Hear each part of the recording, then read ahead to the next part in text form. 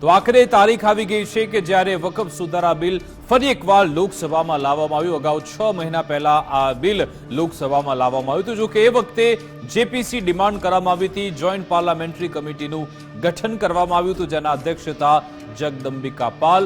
જગદંબિકા પાલની અધ્યક્ષતામાં જેપીસી તૈયાર થઈ, પછી તે બાબતે એક રિપોર્ટ તૈયાર થયો અને જેપીસીનો રિપોર્ટ હવે જ્યારે બિઝનેસ એડવાઇઝરી કમિટીને સોંપવામાં આવ્યો, પછી આજની તારીખે નક્કી થયું કે લોકસભામાં આ બાબતે ચર્ચા થશે અને આજે દેશની સૌથી મોટી પંચાયત એટલે કે લોકસભામાં આ બિલ રજૂ કરવામાં આવ્યું।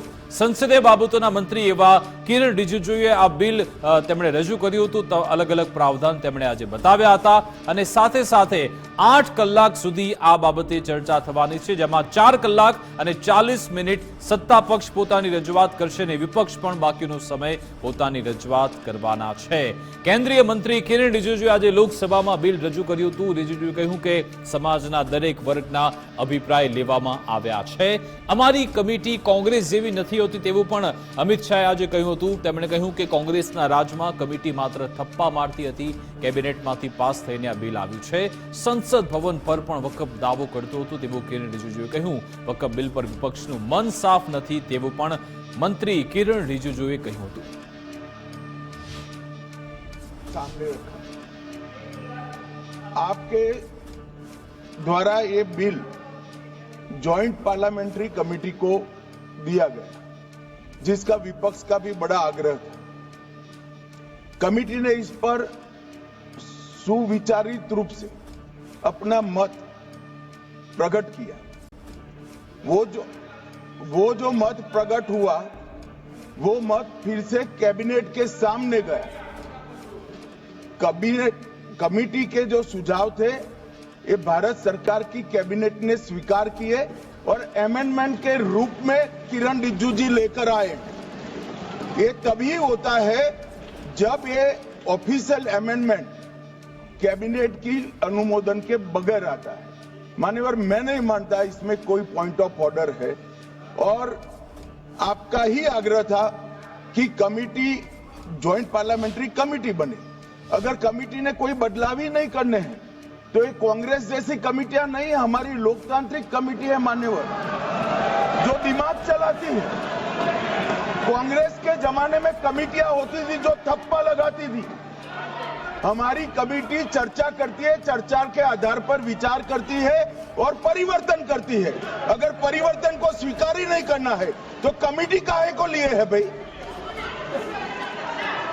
हम सबको बहुत डिटेल में जाने का भी आवश्यकता नहीं है। कमेटी के बारे में उसका जिक्र काफी हो चुके हैं, लेकिन मैं इतना कहना चाहता हूं कि जो कमेटी इस बार दोनों सदन लोकसभा राज्यसभा मिला करके ज्वाइंट कमेटी में वक्फ अमेंडमेंट बिल पे जो चर्चा हुई है, आज तक भारत के संसदीय इतिहास में इतना व्यापक रूप से चर्चा, कंसल्टेशन और समय कभी नहीं दिया है।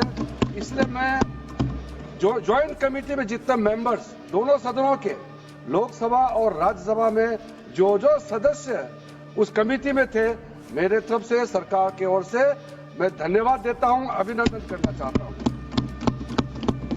अध्यक्ष महोदय जी, कुल मिलाकर के 97,27,772 याचिकाएं ऑनलाइन, फिजिकल, मेमोरेंडम के रूप में, रिक्वेस्ट के रूप में और सुझाव के रूप में पूरे तरह से सरकार ने देखा है। वो जेपीसी के माध्यम से हो या डायरेक्ट दिया हो, हमने सब उसको देखा है। इससे बड़ा कभी भी, इससे ज्यादा संख्या में किसी भी बिल के ऊपर में लोगों का याचिकाएं नहीं आया आज तक। कुल मिलाकर के 284 डेलीगेशन ने अलग अलग समुदाय के जो स्टेक होल्डर्स है उन्होंने कमेटी के सामने में अपने बात को रखा है, सुझाव भी दिया है। 25 स्टेट गवर्नमेंट और यूनियन टेरिटरीज का वक्फ बोर्ड ने अपना सबमिशन भी पेश किया गया है। इसके अतिरिक्त कई लीगल लुमिनरीज, विद्वान लोग हैं हमारे समाज में, कम्युनिटी लीडर्स हैं, अलग अलग धार्मिक संस्थाओं का प्रतिनिधि, charitable organisation, civil society, academicians, researchers, policy makers, सबने इस कमेटी के सामने में पेशकश किया है। उसके साथ साथ मैं कहना चाहता हूं सर, आज जब मैं जो बात रखूंगा आपके सामने में, पिछली बार जब हमने ये प्रस्तुत किए थे बिल को इस सदन में, तब भी मैंने कई बातें बताई थी।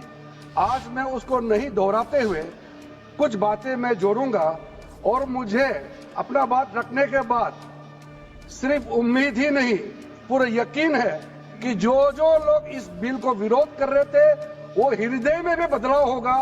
पॉजिटिव सोच के साथ इस बिल में सब समर्थन करेंगे, ये मैं विश्वास के साथ आगे अपना बात रखना चाहता हूं।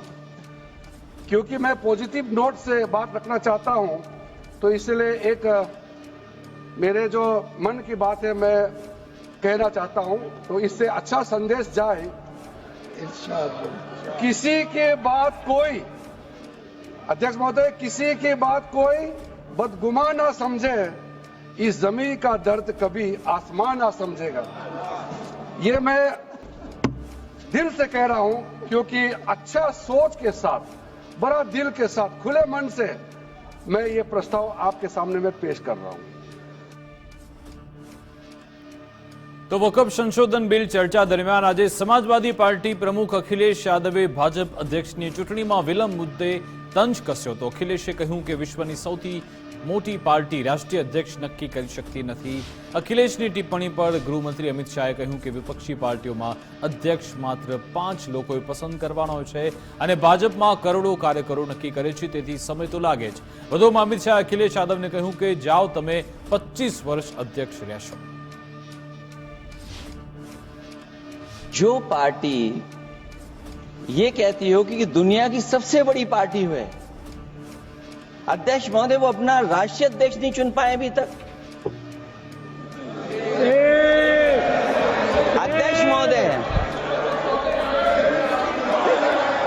अध्यक्ष महोदय भारतीय जनता पार्टी क्या है?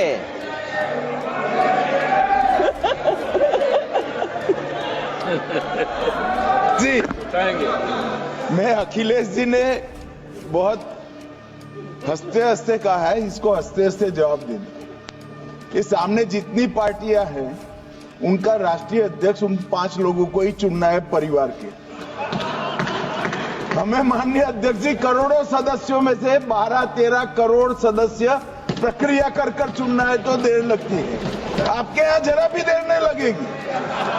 मैं कह देता हूं अभी 25 साल तक आप अध्यक्ष हो जाओ, नहीं बदल सकता। वकफ बिल पर तीखी चर्चा वच्चे आज टीडीपी जेडीयूए समर्थन आप्યું છે। ટીડીપીએ કહ્યું કે મુસ્લિમોના કલ્યાણ માટે આ બિલને સમર્થન આપ્યું। 1.20 લાખ કરોડની પ્રોપર્ટી ગેરવહીવટનો શિકાર પણ થઈ છે। વિપક્ષના પાપ ધોવાનું કામ મોદી સરકાર કરી રહી છે તેવું જેડીયુ તરફથી કહેવાયું। જેડીયુએ કહ્યું કે બિલ કોઈ પણ રીતે મુસ્લિમ વિરોધી નથી, વકફ બોર્ડને ધર્મનિરપેક્ષ બનાવવા માંગીએ છીએ તેવું કિરણ રિજિજુએ કહ્યું। બિલ મિલકત છીનવી લેવાનો કાયદો નથી। કોંગ્રેસે બિલને બંધારણના માળખા પર હુમલો ગણાવ્યું। રાજ્યની સત્તા ખતમ કરવાના પ્રયાસ થઈ રહ્યા છે તેવું ગૌરવ ગોગોઈએ કહ્યું। મુતવલ્લી ટ્રસ્ટના મેનેજર છે, માલિક નહીં તેવું પણ રવિશંકર પ્રસાદે કહ્યું હતું। તેમણે કહ્યું કે વિપક્ષનો ઇરાદો મત વધારવાનો છે। વકફ કહેશે આખું ભારત આપણું છે, આવું નહીં ચાલે તેવું પણ રવિશંકર પ્રસાદે કહ્યું। સરકારની નિષ્ફળતા છુપાવવા આ બિલ લાવ્યા તેવું અખિલેશ યાદવે કહ્યું હતું। અખિલેશે કહ્યું કે ભાજપ માટે વાટરલું સાબિત થશે આ બિલ। ટીએમસી સાંસદે કહ્યું કે વકફ પર અલ્લાહનો સંપૂર્ણ અધિકાર છે, ધર્મના પાલન કરવા દબાણ કરી શકાય નહીં તેવું ટીએમસીના સાંસદ કલ્યાણ બેનર્જીએ કહ્યું હતું। તો ડીએમકેએ આ વકફ સંશોધન બિલને असंवैधानिक ગણાવ્યું હતું। कि जब आप वक्त प्रॉपर्टी क्रिएट करेंगे तो ऐसा नहीं होना चाहिए कि आप ट्राइबल एरिया में जाकर के आदिवासी का जमीन को आप वक्त क्रिएट कर दें, ये नहीं होना चाहिए। इसलिए हमारे देश के आदिवासियों का संरक्षण को ध्यान में रखते हुए शेड्यूल 5 और शेड्यूल 6 में आप वक्त प्रॉपर्टी क्रिएट नहीं कर सकते हैं। ये एक महत्वपूर्ण अमेंडमेंट लेकर आया है। जब ये वक्फ संशोधन विधेयक इस सदन में पेश हुआ था जेपीसी में जाने के पहले, तब से ये नैरेटिव बनाने का प्रयास किया जा रहा है पूरे देश में, और पूरे देश का माहौल खराब किया जा रहा है यह बता के कि यह मुसलमान विरोधी है। कहीं से ये मुसलमान विरोधी नहीं है। कहीं से मुसलमान विरोधी नहीं है। क्या है वक्फ? वक्फ कोई मुस्लिम संस्था है क्या? वक्फ एक तरह का ट्रस्ट है, जो ट्रस्ट मुसलमानों के हक में काम करने के लिए बनाया जाता है। मुस्लिम कोई धार्मिक संस्था नहीं है वक्फ। संघीय ढांचे पर एक आक्रमण है। आज इस सरकार का इस बिल के द्वारा 4 इनके मूल उद्देश्य। पहला मूल उद्देश्य है कि संविधान को कमजोर करना, टू डाइल्यूट द कॉन्स्टिट्यूशन। इनका दूसरा उद्देश्य है भ्रम फैलाना, to defame the minority communities of India. इनका तीसरा उद्देश्य है to divide the Indian society. हमेशा हमारे बीच में एक लिटिगेशन चलता रहे, मसला और बढ़ता जाए, ये उनका उद्देश्य है। और चौथा इनका उद्देश्य डाइल्यूट, डिफेम, डिवाइड, और चौथा इनका उद्देश्य है to disenfranchise the minority communities. On behalf of All India Trinamool Congress, under the leadership of Mamata Banerjee, I strongly oppose the bill in entirety.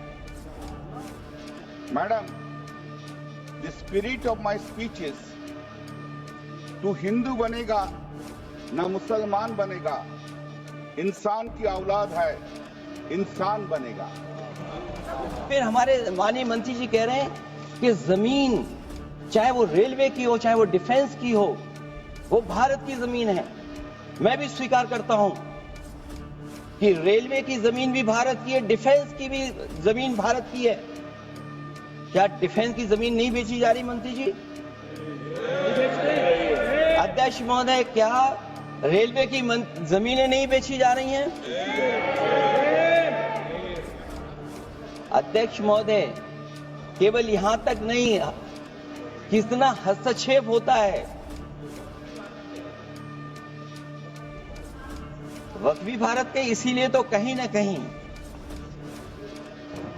वक्फ की जमीन से, अध्यक्ष महोदय, माननीय मंत्री जी बताएं, और मुझे उम्मीद है कि जब जवाब देंगे तो बताएंगे कि वक्फ की जमीन से बड़ा मुद्दा वो जमीन है जिस पर चीन ने अपने गांव बसा लिए हैं, लेकिन कोई बाहरी खतरे पर सवाल बवाल न करे, इसलिए ये બિલ લાયા जा रहा है।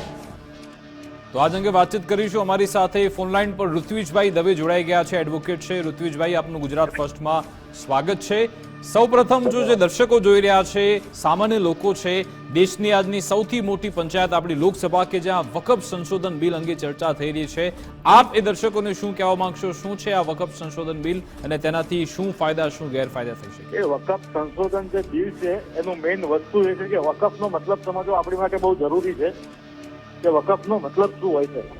વકફનો મતલબ છે જનરલી કે ધર્મ માટેની વસ્તુ છે અથવા ધર્મ માટેની જે જગ્યા છે, આ જગ્યા જે છે અલ્લાહની જગ્યા કહેવામાં આવે છે કે અલ્લાહ તાલાની જગ્યા થઈ ગઈ।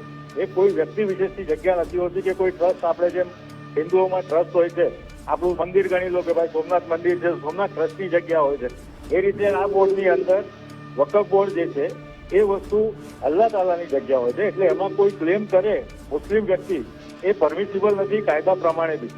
જે હમણાં નવું સંશોધન આવી રહ્યું છે એ નવા સંશોધન પ્રમાણે પણ 2 અને 3 તારીખે જે પાર્લામેન્ટમાં બધું ડિસ્કશન આજે ચાલી રહ્યું છે અને કાલે પણ ચાલશે, તો એમાં આર્ટિકલ 40 જે સેક્શન 40 કરાવવાનું હતું એનું બી વાત ચાલુ છે। એટલે આ બધું જરૂરી વસ્તુઓ છે। નહીં તો કાલે ઉઠીને મેં હમણાં એક મંત્રી સાહેબનું સાંભળ્યું કે કાલે ઉઠીને આ લોકો તો સંસદ ઉપર બી કહી દેશે કે સંસદ બી અમારું છે, કે વકફ બોર્ડના અમારા 10 ત્યાં મુસ્લિમ બેઠેલા છે મેમ્બર ઓફ પાર્લામેન્ટ। તો આ રીતે ના ચાલે અને બહુ વર્ષોથી રાહ જોવાતી છે કે આમાં સંશોધન આવે, કાયદાકીય દ્રષ્ટિએ બધાને લાભ થાય। હિન્દુ રાષ્ટ્ર બનાવવા જઈ રહ્યા હોય ત્યારે હિન્દુઓ માટેનું મત જાણવું બહુ જરૂરી હોય છે અને એટલા માટે આ વકફ સંશોધન બહુ જરૂરી છે। અચ્છા ઋત્વિજભાઈ, વિપક્ષ તરફથી કહેવામાં આવી રહ્યું છે કે આ બિલ આવવાથી લિટિગેશન વધી જશે, કાયદાકીય ગૂંચવણ વધારે વધી જશે, શું કઈ થઈ શકે છે? નહીં, આનાથી ઉપર સરળ થઈ જશે।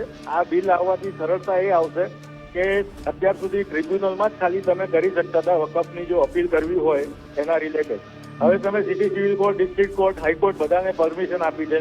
પ્લસ ટ્રસ્ટ જો હોય છે તો એની અપીલ બી કરવી હોય તો કોર્ટમાં અપીલ કરી શકો છો। તો આ કાયદાની દ્રષ્ટિએ લિટિગેશન વધે ને લિટિગેશન સરળ થઈ જશે। અચ્છા, બીજું વિપક્ષનો તર્ક એ પણ છે કે આમાં સરેઆમ જે બંધારણને આપણને હક આપ્યા છે આર્ટિકલ 25 હોય કે પછી 26 તેનું ઉલ્લંઘન થઈ રહ્યું છે આ બિલ લાવવાથી, શું એ છે ખરા? એ બધાના આમાં બધાના પોતપોતાના મત હોય છે, પોતપોતાનું જે ફાયદો જ્યાં દેખાતા હોય છે ત્યાં હોય છે. આ લોકો મુસલમાનોનું એ કહેવું છે કે જ્યાં તમને એક નાનકડો રસ્તો મળે ને, આજે લેન્ડ જેહાદ લવ જેહાદ બધું વધી રહ્યું છે એનું કારણ પણ યાદ છે. તમે બોર્ડર ઉભી ચેક કરશો તો ધીરે ધીરે બોર્ડર પર આ લોકો ફેલાવા માંડ્યા છે અને એનું કારણ એ છે કે એમને આ વકફ સંશોધનને કઈ કરવું નથી, એ જ રીતે રહેવા દેવું છે કેમ કે ધીરે ધીરે એમને આખો ભારત દેશ ઉપર કબજો કરી રહ્યો છે. અચ્છા, અને આજ સત્તા પક્ષ તરફથી આજે મંત્રી તરફથી પણ એવું જ કહેવામાં આવ્યું કે ભાઈ તમે જો અમે કંઈ ગેરબંધારણ કરી રહ્યા છે તો પછી સુપ્રીમ કોર્ટ પણ બેઠી છે, સુપ્રીમ કોર્ટ એ બાબતે પોતાનો મત આપશે. શું કોઈ કાયદાકીય પડકાર આ બિલને લઈ સુપ્રીમ કોર્ટમાં તો આગામી સમયમાં શું આપને કોઈ દેખાઈ રહ્યા છે આને લઈ? નહીં, આમાં કઈ પડકારજનક કશું દેખાતું નથી. આપણા ભારત દેશની અંદર હિન્દુ રાષ્ટ્ર બનાવવા માટે અને મુસ્લિમોને પણ એમના કંટ્રોલમાં રાખવા માટે આપણે કઈ એમની જગ્યા લેવા નથી બેઠા, પણ કાયદાની દ્રષ્ટિ જતી હોય, જે કાયદાની દ્રષ્ટિએ થતું હોય એ જ આપણે કરી રહ્યા છે આજે સંસદમાં. એટલે કે આમાં વિશેષ કઈ વિરોધ દેખાતો નથી મને તો. અને મુસલમાનોના બી મેં 2-4 ઇન્ટરવ્યુ જોયા હતા મંત્રીઓના ને MLA MPsના, એમના પ્રમાણે પણ આ વકફને એ લોકોએ ઇનડાયરેક્ટલી ડાયરેક્ટલી સપોર્ટ જ કર્યો છે, કઈ વિરોધ નથી કર્યો. જી બિલકુલ, આભાર ઋત્વિજભાઈ અમારી સાથે જોડાવા બદલ, વાતચીત કરવા બદલ. તો વિપક્ષના હોબાળા વચ્ચે લોકસભામાં બિલ રજૂ તો થયું છે અને એડવોકેટ કહી રહ્યા છે કે અત્યારે તો કોઈ એવી કાયદા કે ગૂંચવણ આમાં દેખાતી નથી ને આવનારા સમયમાં ઉપરથી વધારે કોઈ પણ લિટિગેશન નહીં હોય અને સરળતાથી લોકો ન્યાય મેળવી શકશે એવું કહેવામાં આવી રહ્યું છે.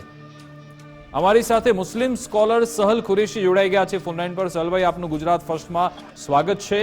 આ વકફ બિલનો વિપક્ષ દ્વારા આજે જોરદાર વિરોધ કરવામાં આવ્યો, પછી સમાજવાદી પાર્ટી હોય, કોંગ્રેસ હોય, TMC હોય, RJD હોય, आप एक मुस्लिम स्कॉलर तरीके आ वक्फ बिल संशोधन बिल ने कई रीते जोई रहा छो?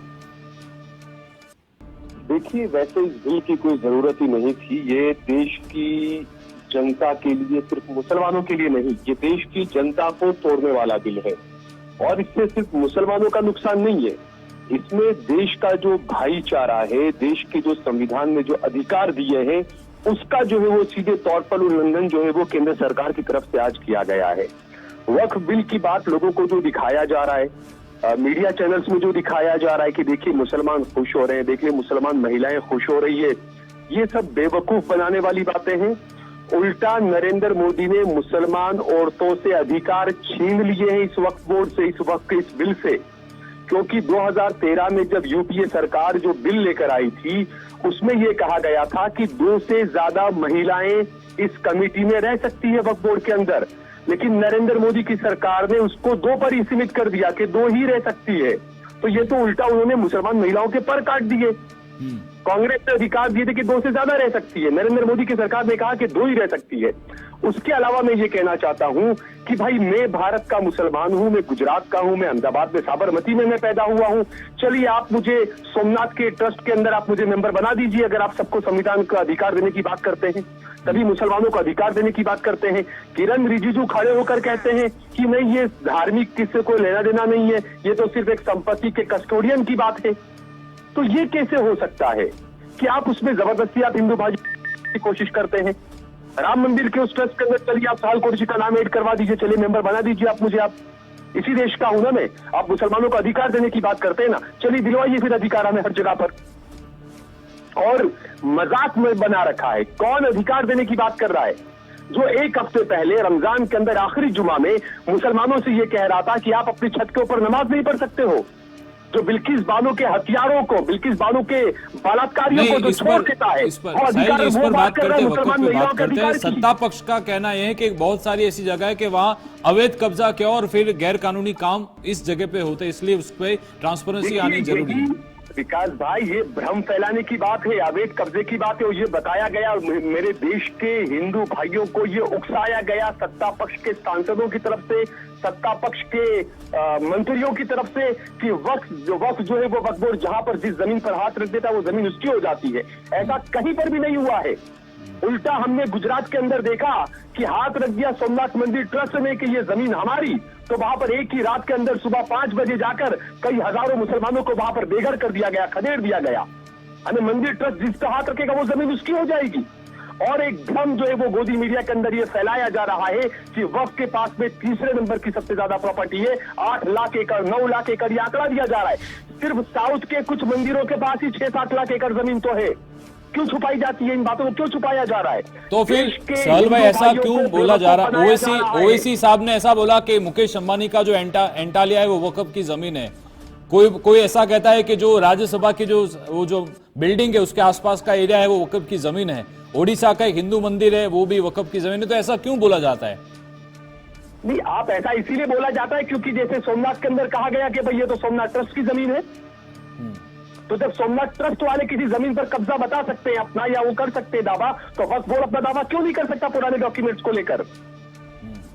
वक्फ बोर्ड कोई आज का तो नहीं है ना। 1950 से 54 की आप पूरे कार्यकाल को देखें किस तरीके से वक्फ को लेकर क्या क्या चीजें हुई। तो इसमें ये जो नया संशोधन बिल है उसमें कौन कौन से ऐसे प्रावधान है जिसके ऊपर आप प्रोटेस्ट कर रहे हैं अथवा तो आपको वो मंजूर नहीं है? अरे भाई, सबसे पहला प्रावधान ये है जो मैं आपको बोल रहा हूं। आप मुझे सोमनाथ ट्रस्ट के अंदर बता दीजिए। आप तो वहां तो कहते हैं कि भाई कोई मुसलमान अंदर भी नहीं जा सकता मंदिर में। आप मुझे क्या वहां का मेंबर बनाएंगे? आपने यहाँ पर बता दिया कि वक्फ कमेटी की जो बनेगी, जो होंगे वक्फ बोर्ड, उसके अंदर आप हिंदू मेंबर घुसेड़ देंगे आप जबरदस्ती। क्या जरूरत है? आज मंत्री जी ने ऐसा कहा कि ये मंदिर और मस्जिद का नहीं, ये प्रॉपर्टी का इश्यू है। कोई मंदिर का या मस्जिद का इश्यू नहीं है, प्रॉपर्टी का फुल इश्यू। इसकी वजह से मंदिर की बात नहीं आती इसमें। नहीं, तो यही तो बात है ना। ये बीजेपी की दोहरी नीति, दोहरा रवैया, यही तो है ना कि जहां पर खुद की बात आती है की आस्था को जोड़ देते हो। जहां पर मुसलमानों की आस्था, वक्फ जो जुड़ा हुआ है, जो अल्लाह के नाम की जो जमीन है, वहां पर आप कह लो कि नहीं ये तो भाई प्रॉपर्टी का इश्यू है। तो खुद की आस्था, मुसलमानों की आस्था नहीं। ये आप कैसे इंसाफ की बात कर रहे हैं फिर आप? ठीक है। और कौन सा प्रावधान? आपने बोला महिला के बारे में बोला, फिर अगर गैर मुस्लिम इस कमेटी में आता है, और कौन से प्रावधान है इसके जिस पर आपको आपत्ति? दूसरा, पहले जिस बात को लेकर बड़ा हंगामा मचा था कि वक्फ बाय यूजर का जो इसमें बिंदु पहले डाला गया था, बाद में कहा गया कि ठीक है उसको हटा देते हैं। 2025 से पहले जो वक्फ का है वो वक्फ ही रहेगा। अब आप ये बात बता रहे हैं। अब आप उठाकर देखें, अगर हम गुजरात की बात करें, गुजरात के अंदर ही कई सारी ऐसी अर्जियां पिछले कई सालों से लंबित पड़ी है, जो बड़ी बड़ी हेरिटेज बिल्डिंग से या पुरानी ऐसी जगहें हैं जिन्होंने वक्फ में अर्जी दे रखी है कई सालों पहले कि हमको वक्फ में शामिल किया जाए, उस पर आज तक फैसला नहीं हुआ है। अब आज अगर ये कानून आ जाता है कि भाई 2025 से पहले का जो वक्फ बाय यूजर है वो वक्फ बाय यूजर रहेगा, लेकिन उसके बाद जो होंगे वो वक्फ बाय यूजर, उसके लिए अलग कानून बना रहे हैं आप। तो जो ऑलरेडी जो वक्फ में जो अर्जी दे चुके हैं कि हमको वक्फ में शामिल किया जाए 5 साल पहले, 10 साल पहले जो अर्जियां पेंडिंग है, उसका क्या करेंगे आप? तो आप ऐसा दावा कर रहे हैं कि ये वक्फ बोर्ड में कुछ कोई अवैध, कोई कब्जा नहीं है, कोई गैर कानूनी काम नहीं हो रहा है, आप दावे के साथ बोल रहे हो? अरे अब आप मुझे ये बताइए, अब ये कहा गया कि वक्फ में जो है वो चोरी हो रही है, बंदरबाट हो रही है। आप मुझे ये बताइए, गुजरात वक्फ बोर्ड के अंदर जो लोगों को जिनकी नियुक्तियां की जाती है, वो कोई मुसलमान करता है? वो जमात इस्लामी करती है? वो जमीयत उलमा करती है? नहीं, वो गुजरात सरकार करती है। तो गुजरात सरकार के बिठाए हुए लोग अगर चोरी कर रहे हैं तो उसके लिए जिम्मेदार भी तो सरकार है ना। उसके लिए जिम्मेदार मुसलमान कहां से हो गया? वक्फ के चेयरमैन आप बनाते हैं, वक्फ के डायरेक्टर आप बनाते हैं, और आपके लोग ही गोलमाल करते हैं और बदनाम फिर करते हैं कि मुसलमान बदनाम हो रहा है। तो चोरी तो आपके लोग कर रहे हो ना। गुजरात में ही नहीं, देश भर के अंदर। तो अगर ये चोरी हो रही है, अगर ट्रांसपेरेंसी नहीं है, तो फिर अगर उसको रोकने के लिए कुछ बिल आ रहा है तो क्यों उसका फिर प्रोटेस्ट हो रहा है? नहीं, कौन चोरी कौन कर रहा है, मैं यही कह रहा हूं ना भाई। बिल की क्या जरूरत है? ये बिल सीधे तौर तो आपको न्याय तंत्र पे भरोसा नहीं? आप ये बिल आने के बाद भी सुप्रीम कोर्ट में जा सकते, क्या उस पे भरोसा नहीं आपको? अगर ऐसा कुछ हो भी रहा है, इतने सालों से आ रहा है, तो क्यों सुप्रीम कोर्ट का दरवाजा खटखटाया नहीं गया? मेरे भाई सुप्रीम कोर्ट को तो हमने राम मंदिर के वक्त भी देख लिया था, क्या फैसला आया। मुसलमानों के खिलाफ वो फैसला था, लेकिन इस देश का मुसलमान इस देश की न्याय प्रणाली पर, इस देश की न्यायपालिकाओं पर पूरा यकीन करता है, सर आंखों पर रखते हैं। भले हमारे खिलाफ वो फैसला रहा, लेकिन हमको मजबूरी में ही सही इस देश के नागरिक होने के नाते हमें वो फैसला मानना पड़ा। अच्छा, लखनऊ में एक है जुफर फारूक, आप जानते हो कि सुन्नी वक्फ बोर्ड के वो अध्यक्ष है, 24 साल से, पिछले 24 साल से अध्यक्ष है। उन्होंने कितनी प्रॉपर्टी वक्फ के बेच के विदेश में कारोबार उनका हुआ है, क्या आप जानते हैं इसके बारे में? तो उसके लिए कानून है ना भाई, कानूनी कार्रवाई करे ना उसके खिलाफ, कौन मना करता है? आप इतना दूर वहां क्यों जा रहे हैं? गुजरात के अंदर आप देखिए, मूसा स्वाग कब्रिस्तान के पीछे किसी हिंदू बिल्डर ने जमीन पर कब्जा करके वहां पर फ्लैट बना लिए, बिल्डिंग बना ली कब्रिस्तान की जमीन के ऊपर।